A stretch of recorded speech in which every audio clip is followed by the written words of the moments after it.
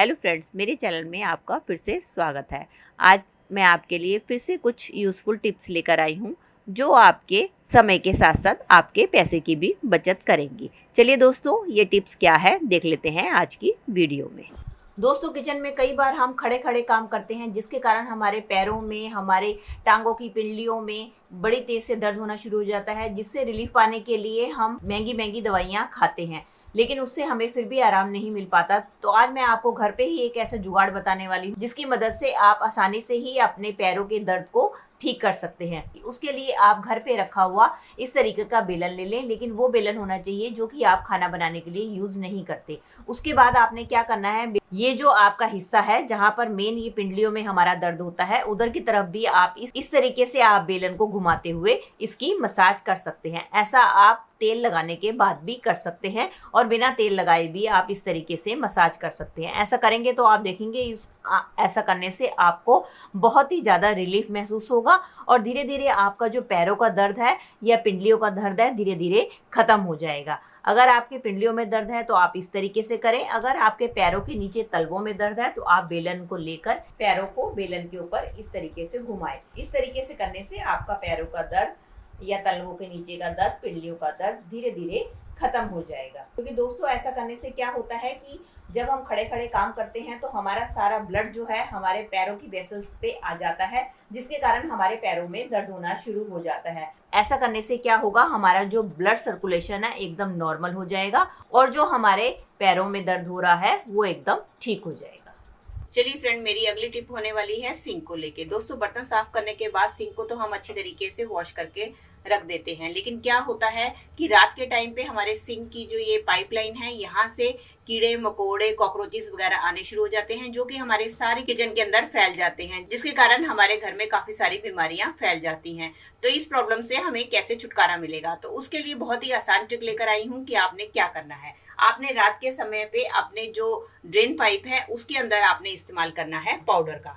आप कोई भी एक्सपायरी पाउडर ले सकते हैं, अगर एक्सपायरी नहीं है तो आप नए पाउडर का भी इस्तेमाल कर सकते हैं। तो आपने क्या है, रात को सोने से पहले अपने सिंक की ये जो पाइपलाइन है इसके अंदर आपने इस तरीके से पाउडर को छिड़क देना है। और इसके बाद हमें एक चीज की और जरूरत होगी, वो है नमक। हम दोनों चीजें ये डाल देंगे। अब इन दोनों का क्या फायदा होगा दोस्तों, एक तो हमारे सिंक में से बहुत ही ज्यादा कई बार गंदी स्मेल आनी शुरू हो जाती है, तो हमने जो पाउडर डाला है उसके कारण क्या होगा कि इसके अंदर से जो भी गंदी स्मेल है वो जब हम इसको पानी डाल के वॉश करेंगे तो ये सारी गंदी स्मेल दूर हो जाएगी। और दूसरा जो हमने नमक डाला है, नमक का ये काम होता है कि नमक के कारण जो है कीड़े मकोड़े जो है दूर भागते हैं, क्योंकि इसके अंदर ऐसी प्रॉपर्टीज होती है जैसे ही कीड़े मकोड़े आते हैं तो नमक से उनके शरीर में जलन होनी शुरू हो जाती है, तो वो वहां से ना आकर वापस चले जाते हैं। तो इस तरीके से आप इन दोनों चीजों का मिश्रण अगर अपने सिंक में डालेंगे तो आपको बदबू से तो छुटकारा मिलेगा, साथ साथ आपको कीड़े मकोड़े और कॉकरोच वगैरह से भी छुटकारा मिल जाएगा। चलिए फ्रेंड, बढ़ते हैं अगली टिप की तरफ। मेरी अगली टिप होने वाली है इस तरीके के शैम्पू की बोतल को लेकर। अक्सर क्या होता है दोस्तों, हम मार्केट से इतनी महंगी शैम्पू की बोतल लेकर आते हैं,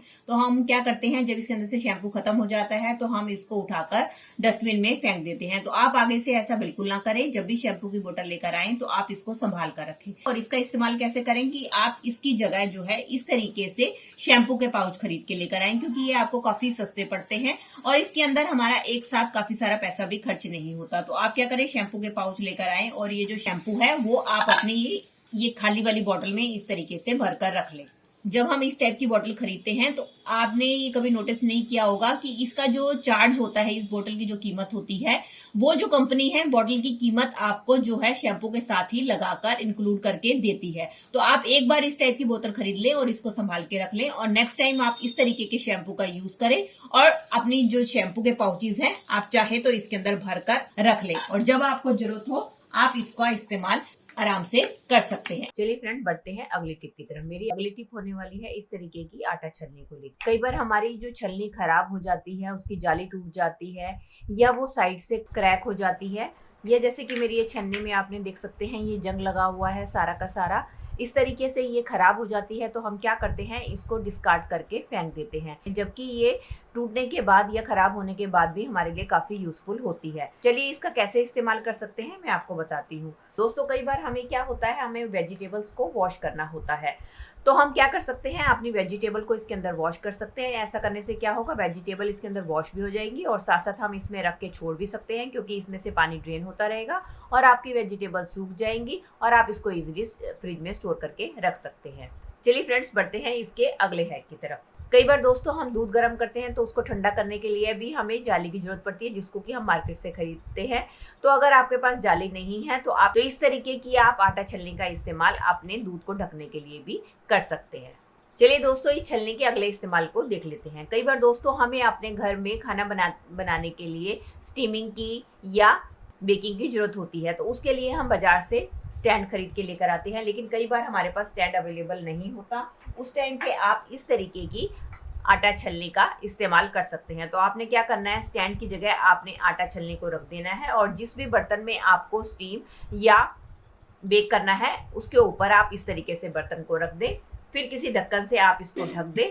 तो इससे ये बहुत ही बढ़िया आपका एक स्टीमर और बेकर बनकर तैयार हो जाएगा। इसके अंदर आप इजीली स्टीम और बेक कर सकते हैं। चलिए दोस्तों, देख लेते हैं अगले इस्तेमाल को। कई बार दोस्तों हमें जैसे पास्ता या हमें नूडल्स वगैरह बनाने होते हैं, तो हमें क्या करना होता है कि उनको स्टेन करना होता है और उसके लिए हमें स्टेनर की जरूरत होती है। अगर आपके पास स्टेनर नहीं है तो आप अपने पास्ता और नूडल्स के लिए भी इस तरीके के स्टेनर का इस्तेमाल कर सकते हैं। तो आप इसको एज ए स्टेनर भी बहुत अच्छी तरीके से इस्तेमाल कर सकते हैं जब भी आपको कोई चीज़ को स्टेन करना है। तो चलिए फ्रेंड्स, बढ़ते हैं इसके अगले इस्तेमाल की तरफ। दोस्तों हमारे घर पे ढेर सारे इस तरीके के ईयररिंग्स या स्टड्स होते हैं, जिसको ऑर्गेनाइज करने के लिए हमें ऑर्गेनाइजर की जरूरत पड़ती है। तो अगर आपके घर में इस तरीके की बेकार आटा छलनी पड़ी है तो इसका इस्तेमाल आप अपने घर पे रखे हुए ईयररिंग्स को ऑर्गेनाइज करने में भी कर सकते हैं। इसके अंदर हमारे ईयरिंग सारे के सारे बहुत अच्छी तरीके से ऑर्गेनाइज हो जाते हैं और एक तो ये बहुत अच्छी तरीके से ऑर्गेनाइज हो जाते हैं और ये हमें बड़ी अच्छी तरीके से विजिबल भी होते रहते हैं। जब हमें जिस ईयरिंग्स की जरूरत होती है वो बड़ी आसानी से हमें इस तरीके से मिल भी जाते हैं। तो आप इसको किसी धागा बांधकर अपनी अलमीरा में या कहीं भी आप इसको हैंग करके ऑर्गेनाइज करके रख सकते हैं। अगली टिप में मैं इस आटा छलनी से आपको बहुत ही बढ़िया एक ऑर्गेनाइजर बनाना सिखाने वाली हूँ। उसके लिए मैंने ये छलनी ले ली है। अब हमें क्या करना है, इस छलनी पे हमें किसी गर्म चीज की मदद से दूर दूर हमें होल कर लेने हैं।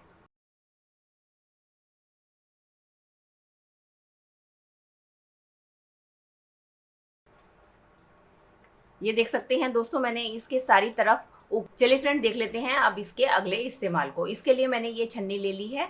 अब हमें क्या करना है, इस छलनी में हमें जगह जगह किसी गर्म रॉड की मदद से इसके अंदर होल कर लेने।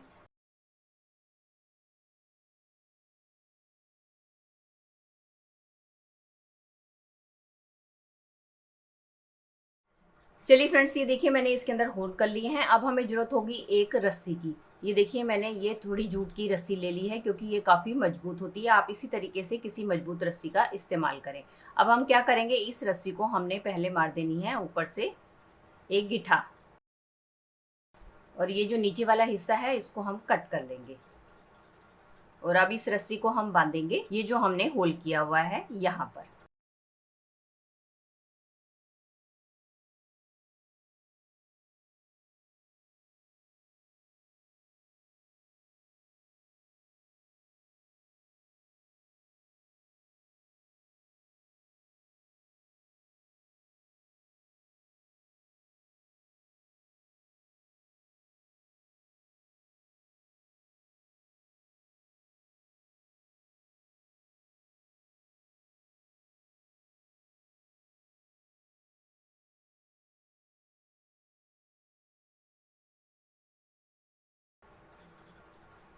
ये देख सकते हैं दोस्तों, मैंने इसको ये तीनों तरफ से छलनी को बांध दिया है।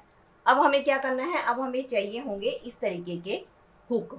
इसको आप अपनी चाहे तो मेटल की बैंगल से तैयार कर सकते हैं, चाहे आप इसको किसी भी तार की मदद से तैयार कर सकते हैं। अब हमें क्या करना है, ये जो अब हमने होल बनाए हैं इसके अंदर हम अपने ये जो हुक है इसको हम डाल देंगे। ये देखिए दोस्तों, ये मैंने हुक इसके अंदर डाल दिया है। ये हमारा एक ऑर्गेनाइजर बनकर तैयार हो गया है। इसका इस्तेमाल कैसे करना है चलिए ये भी हम देखते हैं। और दोस्तों देखिए मैंने इसके अंदर इसको टांग दिया है। अब हम क्या करेंगे, बर्तन धोते जाएंगे और धीरे धीरे इसके अंदर रखते जाएंगे, और क्या होगा कि बर्तनों का जो पानी है वो धीरे धीरे इसमें से, जाली में से नीचे से ड्रेन होता जाएगा, जिससे कि हमारे बर्तन सूख भी जाएंगे।